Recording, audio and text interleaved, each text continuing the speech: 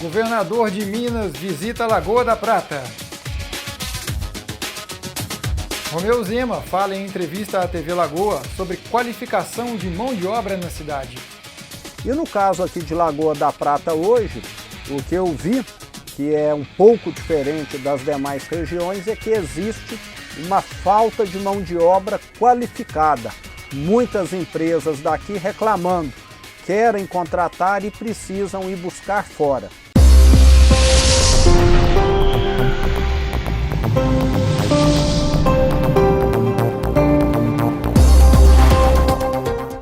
Oferecimento Minas Controle de Pragas. Conte com a gente.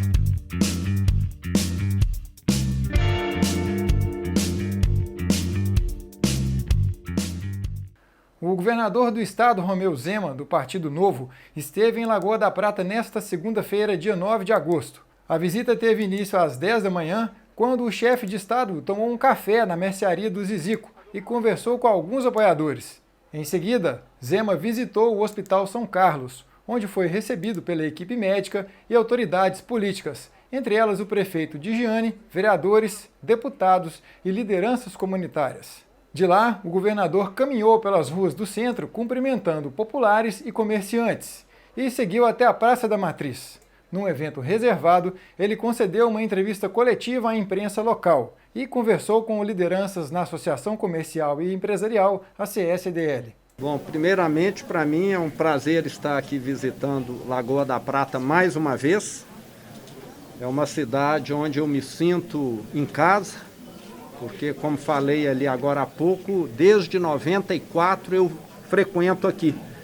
Logo após o almoço, oferecido na residência do empresário Ivan Antunes, o governador conversou com exclusividade com a TV Lagoa, onde falou, entre outros assuntos, sobre a importância da geração de empregos na cidade e sobre a possibilidade de instalação do pelotão do Corpo de Bombeiros.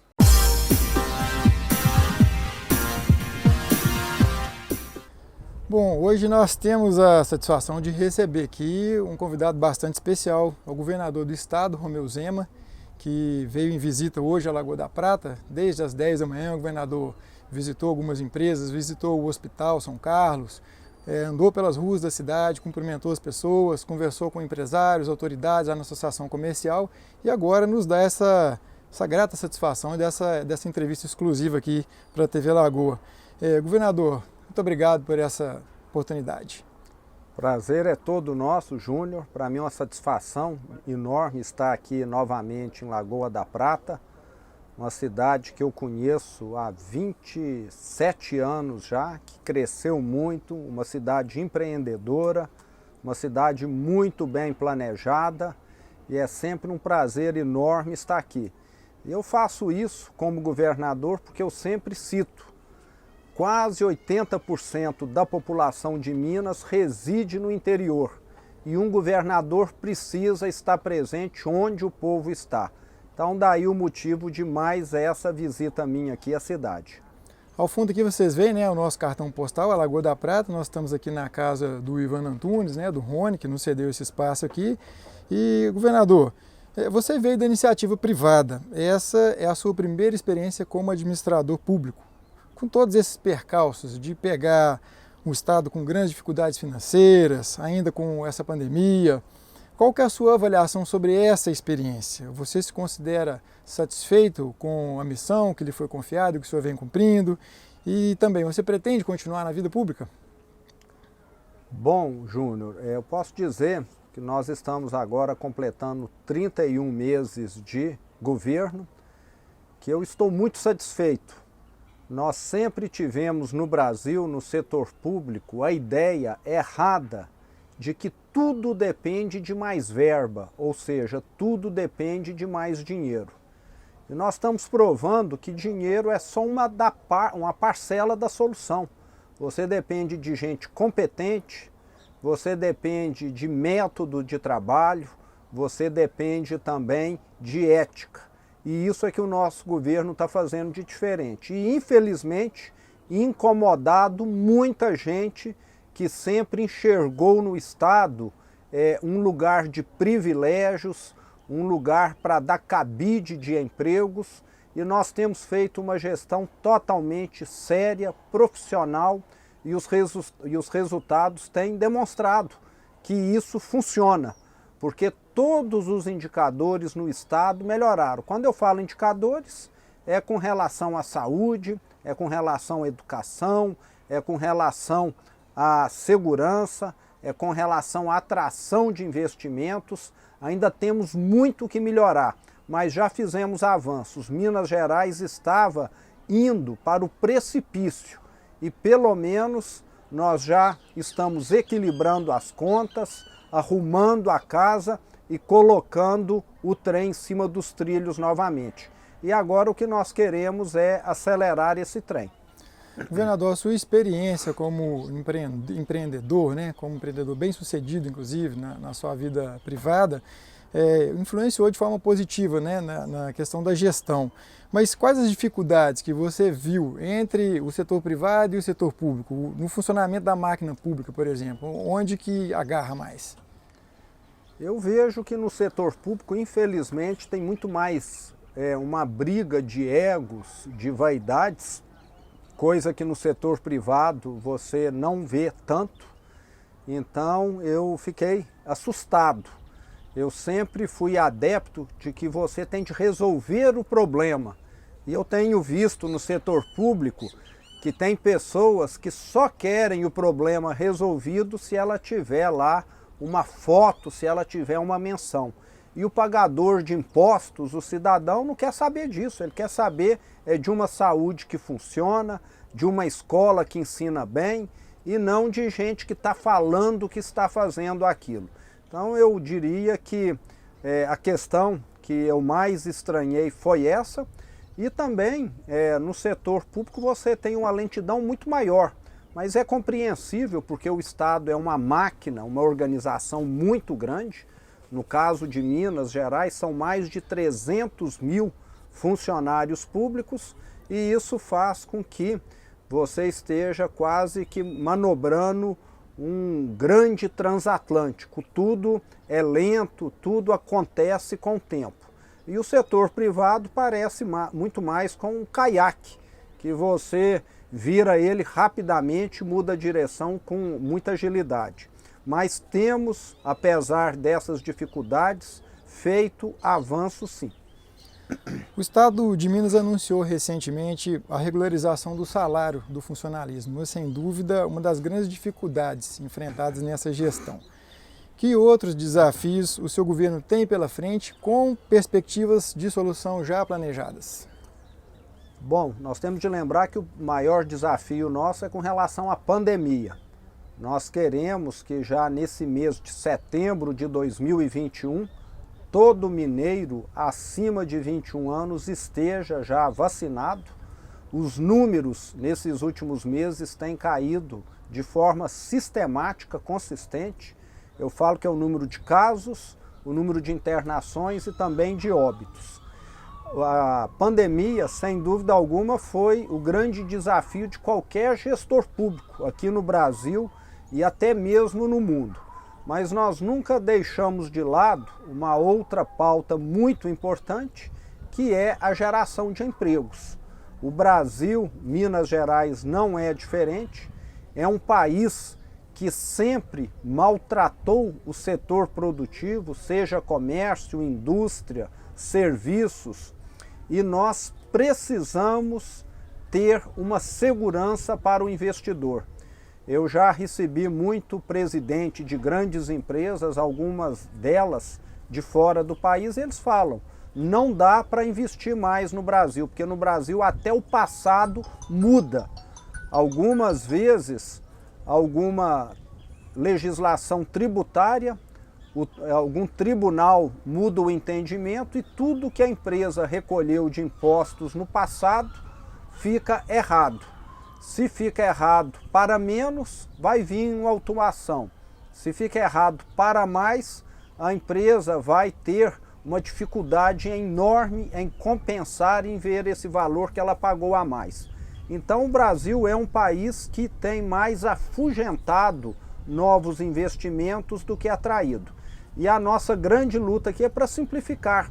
é desburocratizar, é dar mais agilidade, tanto para o empreendedor como também para o cidadão. E com isso criar emprego. O que o mineiro mais quer é ter uma renda, é ter uma dignidade no emprego. Essas reivindicações, elas se refletem nessas visitas que o senhor tem feito pelo Estado? Porque normalmente os municípios têm um padrão, né? Ou pedem mais saúde, mais infraestrutura, ou as particularidades falam mais alto. Como é que o governo tem trabalhado essas demandas? Geralmente existem algumas pautas comuns. Toda a região do estado, quase que sem exceção que eu visito, existe uma reclamação de falta de energia elétrica. Nós temos uma empresa, a CEMIG, que nos últimos 20 anos investiu muito mais no Rio de Janeiro, no sul da Bahia, no norte do Brasil, do que propriamente em Minas. Com isso, todo o parque aqui de geração, de transmissão e de distribuição ficou sucateado. Então eu tenho encontrado com empresários que estão movendo o seu negócio, quer seja urbano ou rural, com geradores a diesel, que custa muito mais caro do que a energia elétrica fornecida por qualquer operadora. E isso acontece devido a essa falta de investimentos, que a empresa não fez. Nós estamos correndo atrás para colocar isso em dia. A CEMIG, nos próximos 6 anos, vai investir 22 bilhões de reais e vai deixar o Estado bem atendido. Vai fazer com que qualquer um que solicite energia elétrica seja atendido rapidamente. E no caso aqui de Lagoa da Prata hoje, o que eu vi, que é um pouco diferente das demais regiões, é que existe uma falta de mão de obra qualificada. Muitas empresas daqui reclamando, querem contratar e precisam ir buscar fora. E nós já estamos em andamento, juntamente com a FIENG, para estarmos encontrando uma solução para esse problema que não é tão difícil de solucionar. O problema mais difícil é quando faltam empregos. Aqui está faltando mão de obra qualificada. Essa foi uma das demandas, né, que foi discutida com as autoridades aqui do município mais cedo, né? A questão da qualificação de mão de obra e também a questão aí do pleito de um batalhão do Corpo de Bombeiros para intervir nessas questões das queimadas constantes que têm ocorrido aqui no município, né, ameaçando não só a produção econômica da cidade, mas também o meio ambiente, né, governador? Como é que o senhor vê essa questão? Quais as possibilidades que Lagoa tem de ser inserida nesse contexto aí? Bom, o ideal é que toda a cidade do porte de Lagoa da Prata já tivesse um batalhão do Corpo de Bombeiros. Infelizmente, no passado, as decisões nunca foram técnicas, foram políticas. Então, em Minas Gerais, nós temos algumas situações que beiram o absurdo. São cidades muito menores do que Lagoa da Prata terem, às vezes, um serviço do Corpo de Bombeiros. E outros serviços públicos caminharam na mesma situação. Já vi cidades de 5.000 habitantes terem lá a defensoria pública e nós temos cidades de 100.000 habitantes que não têm defensoria pública. Muitas vezes as decisões são tomadas para privilegiar determinado político, determinada região e não para resolver o problema do cidadão. E nós temos tomado decisões cada vez mais técnicas e estamos levando agora um número expressivo de novos pontos do Corpo de Bombeiro para diversas cidades e espero que em breve a gente tenha condição de anunciar que Lagoa da Prata, que tem aqui próximo Santo Antônio do Monte, que também precisa, venham a ser atendidas por esse tipo de serviço. Governador, vamos falar um pouco sobre educação. Por conta da pandemia e da paralisação das aulas presenciais, acaba que os custos com a educação foram menores nesses últimos meses, né? Ao passo que a arrecadação do Estado, de certa forma, aumentou. Então, para que se cumpra aquela determinação constitucional de se aplicar os 25%, é de se imaginar que os próximos anos vão ser de vacas gordas para a educação, né? Como é que o senhor planeja investir esses recursos para que se garanta uma aplicação adequada e efetiva desse dinheiro? Bom, primeiro eu queria salientar que o grande custo da educação é a folha de pagamento e que todas as professoras, servidores da educação continuaram recebendo durante a pandemia. A merenda escolar continuou sendo fornecida e como o Estado tem a grande maioria de prédios próprios, então também não houve nenhuma economia em aluguel ou coisa do tipo. O que pode ter havido é alguma economia em energia elétrica, já que as luzes das escolas não foram acesas. Só que isso dentro do total não é tão significativo assim. Mas eu quero salientar aqui que durante o meu governo nós já melhoramos em muito a merenda escolar, que antes era quase que uma sopa de feijão ou de arroz e que hoje já tem proteína, hoje pode realmente chamar de uma alimentação adequada, o que não acontecia. Estamos repassando para todas as escolas a verba de manutenção e custeio, o que possibilita que a diretora possa fazer pequenas intervenções na escola. Muitas vezes um esgoto entope, muitas vezes lâmpadas queimam, um telhado passa a ter goteira e hoje toda a unidade tem condição de fazer isso. E o grande avanço que nós temos feito é exatamente na questão da reforma dos prédios escolares. Mais de 3.000 prédios que estavam com uma manutenção que deixava muito a desejar estão sendo reformados, já foram ou serão até o ano que vem. Então o nosso custeio com a educação foi muito ampliado e os alunos voltando agora às aulas vão estar encontrando prédios muito mais adequados, uma merenda melhor e também um ensino melhor, que depois de 8 anos estagnado, o nosso IDEB, que é o que mede a eficiência do aprendizado, avançou na nossa gestão. Governador, como é que está a relação do governo do estado com o governo federal? Porque você foi visto inicialmente como sendo um apoiador do presidente Bolsonaro, mas mais recentemente vocês têm tido posturas um pouco diferentes, como por exemplo no tratamento da pandemia, na questão da defesa do voto impresso, mas sem contudo o senhor assumir um papel de oposição. Houve um distanciamento natural ou é um alinhamento com a mudança de posição do seu partido, o Novo? Bom, eu quero lembrar que eu não apoio nem A nem B, eu apoio propostas que eu julgo corretas. Durante a pandemia, todas as decisões que nós tomamos no governo do estado foram alicerçadas naquilo que os profissionais de saúde da Secretaria de Saúde recomendam. Então, para mim não existe o salvador da pátria, a pessoa que sabe tudo. Existe para mim propostas que são boas, que funcionam e que já se comprovaram eficazes em outros lugares. É isso que nós estamos fazendo em Minas e é isso que eu espero que o governo federal faça. E falando a respeito do seu partido, né, como é que você vê o crescimento do Novo em Minas e no Brasil e quem que deve ser o próximo nome do partido aí para concorrer à presidência no ano que vem? Bom, cabe ao partido estar decidindo isso. Como mandatário, eu não tenho participação dentro do partido, isso está no estatuto. Eu tenho discordado de algumas posições do partido, mas continuo no Novo, estou satisfeito e essas discordâncias são, no meu entender, normais.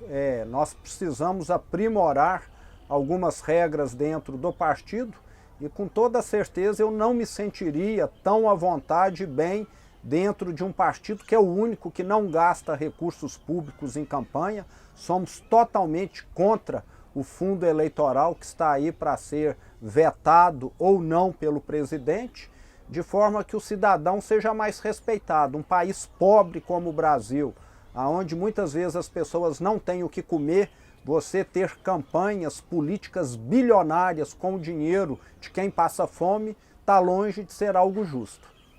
Bom, governador, para encerrar então, gostaria que o senhor falasse sobre essa experiência de hoje aqui em Lagoa da Prata, né? Como eu havia dito mais cedo na coletiva, o senhor esteve aqui por 2 vezes durante a campanha, demonstrou ter um carinho especial pela cidade e agora retorna aqui para ver os amigos, os apoiadores. Eu deixo as palavras com o senhor e desde já agradeço aí essa gentileza de ter conversado conosco. Bom, eu saliento que é a minha 2ª ou 3ª visita aqui a Lagoa da Prata. e que não será a última. Eu tenho andado todo o estado, faço questão, porque 80% dos mineiros residem no interior do estado e um governador precisa estar presente, precisa estar acompanhando. E nesses 31 meses de governo, nós estamos equilibrando as contas, arrumando a casa, colocando o trem em cima dos trilhos novamente. Já avançamos em diversas questões e temos muito ainda o que fazer. Minas Gerais tem um potencial enorme.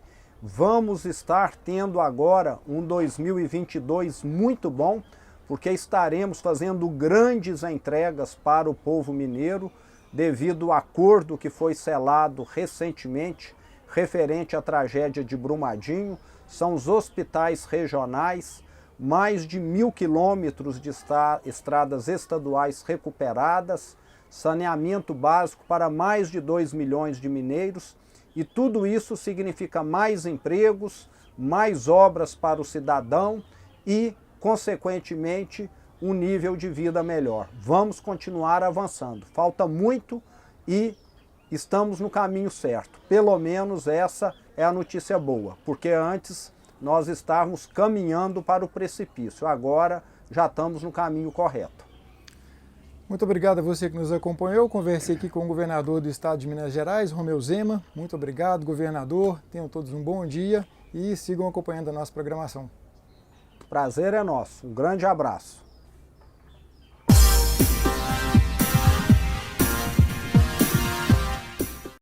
Oferecimento Minas Controle de Pragas. Conte com a gente.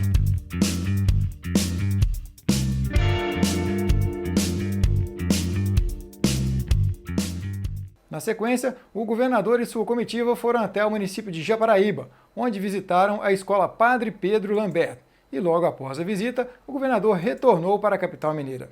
Esse foi o TV Lagoa News de hoje. Obrigado a você que esteve com a gente. Se inscreva no nosso canal e ative as notificações. Estaremos de volta a qualquer instante. Uma boa noite.